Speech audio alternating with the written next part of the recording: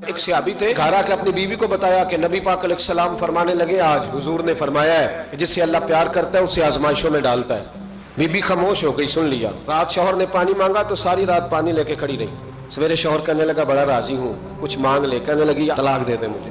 बड़े परेशान हुए, इतनी फर्माबरदार औरत को कैसे छोड़ दूं। कहने लगे चल हुजूर के पास चलते हैं, वहां फैसला कराते हैं। दोनों उठे नबी करीम की बारगाह की तरफ।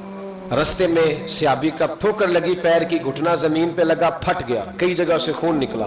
बीबी कहने लगी चल वापस घर चले, मैंने नहीं तलाक लेनी। कहने लगे तू बड़ी बेवकूफ है, मेरा घुटना टूट गया, तू बड़ी नादान है, पहले कह रही थी तलाक लेनी बगैर वजह के, रब कहती है नहीं लेनी। तो वो खातून कहने लगी आपने घर आके बताया था ना कि जिससे अल्लाह प्यार करता है उस पर मुसीबतें आती हैं, तो मैं जब से आपके घर आई थी कोई मुश्किल भी नहीं आई थी। तो रात में सोचने लगी कि इस पर तो कोई मुश्किल ही नहीं आई, लगता है अल्लाह इससे प्यार ही नहीं करता, इसलिए मैंने आपसे तलाक लेने का इरादा किया था। अब मुश्किल आ गई है, अब मुझे समझ आ गया रब आपसे भी प्यार करता है।